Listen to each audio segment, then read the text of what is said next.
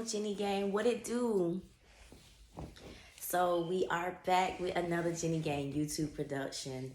Hit the like button, y'all, before you even watch the video. Like button, dislike button, something to let us know you're here. Subscribe to the channel and turn on notifications so you do not miss my random uploads. So in doing the Henry Dinkins story, y'all know how YouTube is. It has an algorithm. Covering that, which I don't even like looking into child cases, right? Because it's such a terrible thing to think about someone harming a child.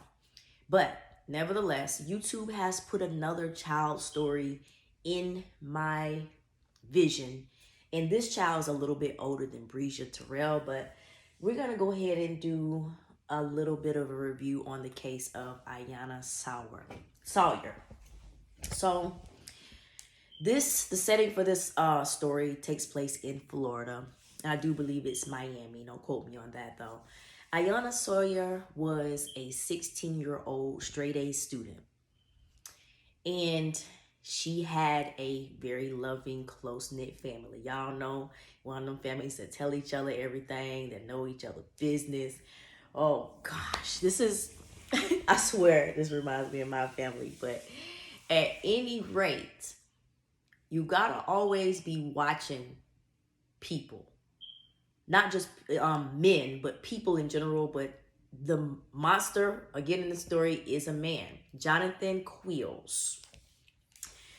So Jonathan Quills is actually Iyana Sawyer's uncle, but by marriage. A lot of times when you see this story, they'll just say uncle, uncle, uncle. But I think it's important to note that it's by marriage.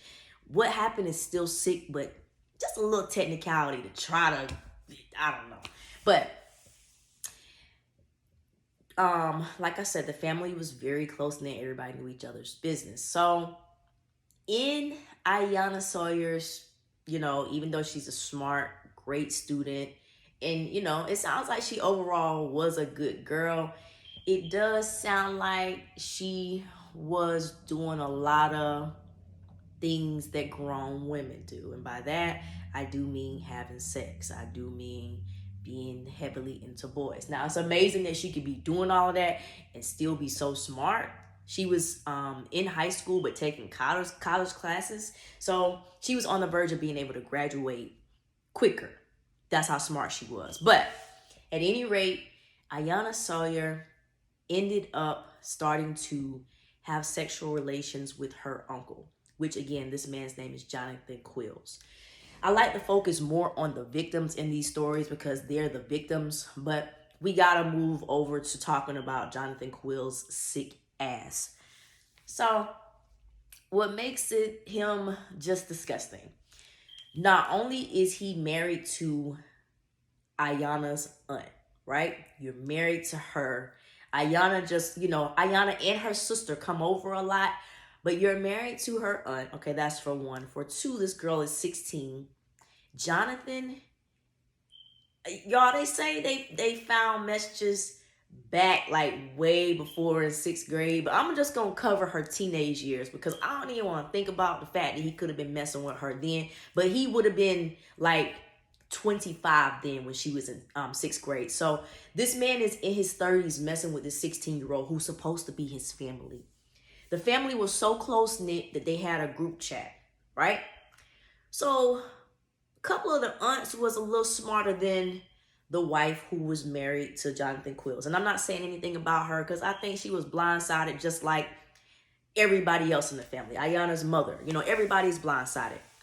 But one of the aunts say she ain't like the way Jonathan would look at Iyana. She tried to give an example, but she's like how you would look at somebody, like how you just looking at them, and how you look at somebody you adore, right?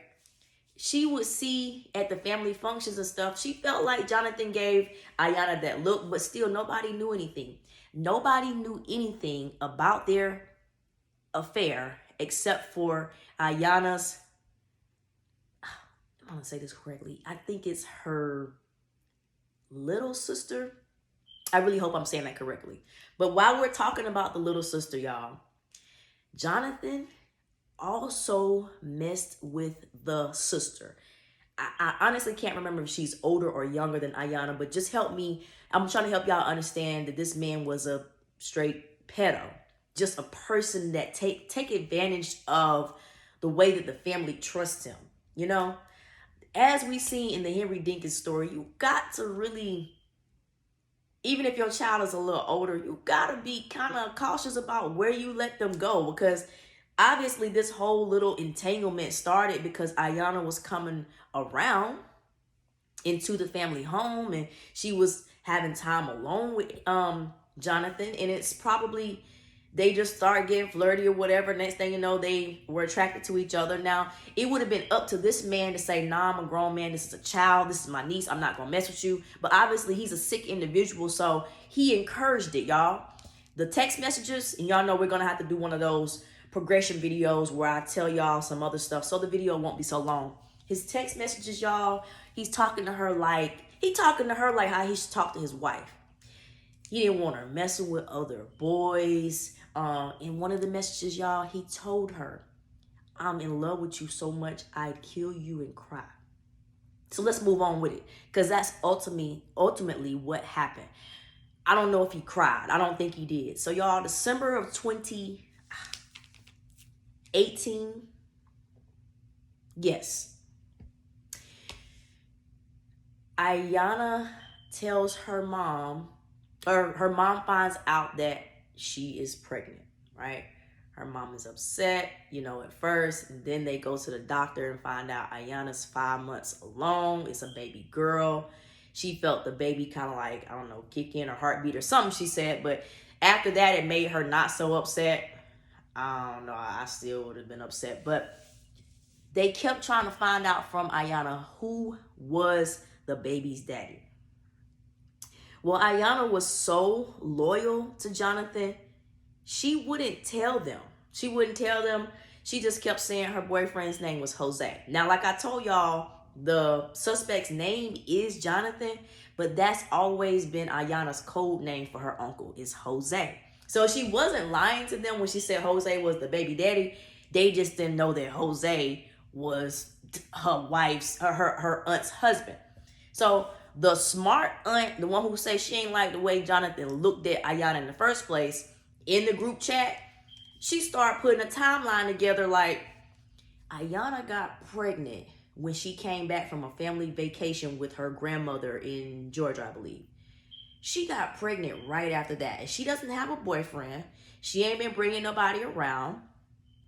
Now, y'all, unfortunately, I gotta mention the fact that Iyana had been caught messing around with a neighbor across the street. Okay? A neighbor across the street who just so happened to also be an older man. I know. But just bear with me here. So they like, okay, that happened right there. She got caught with him, but that's been a while back. She ain't having no boyfriend or nothing. Like, who is she pregnant by? But the smart aunt started putting it together. She put it in the group chat, which Jonathan, y'all, is in the group chat with the family. She said, I think he the baby daddy. And she was absolutely correct. So it turns the family, y'all, upside down. You know how we have a family disagreement? It's split two ways. Some people agree, they on this side. The people who disagree are on this side. Everybody mad at everybody, but this lady knew what she was talking about. So when it comes to Jonathan and Iyana's relationship, like I said, he's talking to this little girl like she's a grown woman. Like he loves her. And he messed around with her sister, but I think he messed around with her sister to make her jealous, because of the whole him feeling like she's talking to other boys or whatever. And he's texting her and he's like, I don't care what your sister do. I care about you or whatever. So obviously, even though he was sick, some part of him did have love for this little girl. So fast forward to December 2018, things are getting heated up in the family. The aunt done called it out that she feel like he the baby daddy. Iyana won't say anything. One day, Iyana leaves school at 11:11. And I hate the fact that it's 11:11 because that's a good number. She leaves and no trace of her after that, right? They got her on camera walking out of the school. And her family starts, calling the police when her sister say, hey, she didn't, get on the bus or whatever. So her family calls the police in the panic. They like, look, something's wrong. She wouldn't do this. Blah, blah, blah.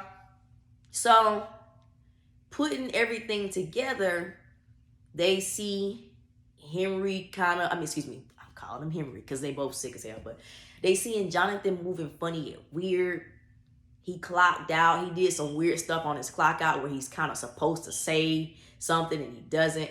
So they watch him on the camera at work. They putting all this time together, right? He started moving weird like at 11:50 something. Basically what he did, y'all, he told Iyana to tell, her sister, and he told her too. He said, you're just tell them you're going on a family vacation. You're going to run away a little bit to your grandmother's house in Georgia. And this is what Iyana was thinking. They were going to run away together. But he's telling her, tell your sister this. What he did, y'all, he had been thinking about it for months. And we know this because he confessed to his brother. His brother is an angel sent from God because his brother is the reason why we even know all of this information. He lured her to his job. He went and took her to the back area where you're not supposed to be. So she's thinking that she's sitting there waiting to run off with him, I guess. And y'all, he tells the brother he had her in a car back there, some car that he later got rid of. He tried the S word, but he couldn't unalive her that way because he couldn't stomach it. So he says he got out the car. He told his brother he left her in the car, but that part of the story, his brother's like, it don't make sense, which don't make sense to me. How you gonna try to strangle somebody or whatever, lead them where they at, and then get out the car, go do your work, and then come back? But he ended up powering her, y'all, in the chest in order to unalive her. So that's how he unalived her. Now, the place he worked at is called like Ace Car Parts or something like that in Florida. It was like a big old junkyard. So what he did after he powed her is he wrapped her up in carpet, put her on the bulldozer. Like, y'all, they got all this on film. Like, they don't know what he's doing as he's doing it. But as the trial, which just happened, as that unfolds, you see him on the bulldozer. He dumps that carpet, which has Iyana's remains in it. He dumps it in the landfill and boom. Basically, this is a case that had to be tried without a body. Now, they wanted to give him the death penalty, but the reason why they couldn't is because they didn't have a body. But they know pretty much 98% that he did this because him and his brother were very, very, very close. And he confessed to his brother that he had a problem. The problem is he got this little girl pregnant and he don't know what to do. And it's just messing with him. And y'all, this is why I say we got to do progression videos. There's so many things about this that I can't put all in one video.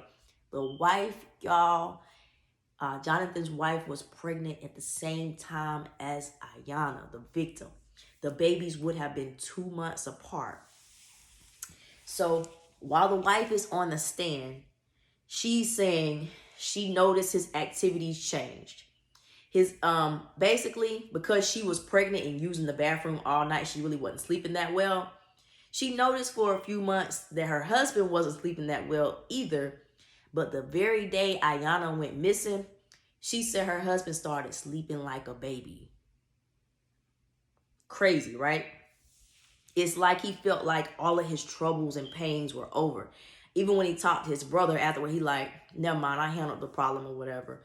And, he just, I don't know why he thought this was going to work, but it would have been better to go to jail as a pedo versus going as a pedo and an unaliver. But, these people don't be thinking when they commit these crimes. So he was just recently found guilty, y'all. Did get life in prison with no possibility of parole. And that is where we're going to stop this particular video. But I do want to say RIP to Iyana. Also, my condolences to her family. If you are a young girl, young guy, anybody out here moving with an older person, you have to be careful. You got to be careful with anybody, but do not let these sick devils convince you that they feel a certain way about you, because from the minute that this started, it wasn't going to be no good ending to it. Let's say if he didn't unalive her, right?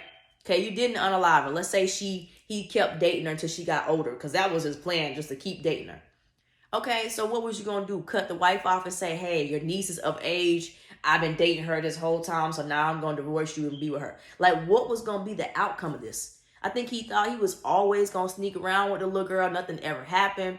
And boom, when she got pregnant, he just panicked and lured her to her demise. And unfortunately, she probably trusted him up until that last moment when he started trying to, you know what I'm saying, take her out.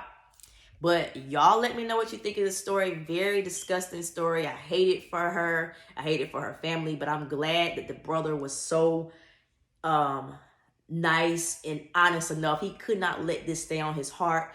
He came on the stand and told everything. He said he know he's losing his brother. His brother kind of hates him now. But he said he had to do the right thing for the little girl and the family. Y'all like the video. Subscribe to the channel. And then comment on my commentary. Let me know what you think. And I'll see you guys on the next video.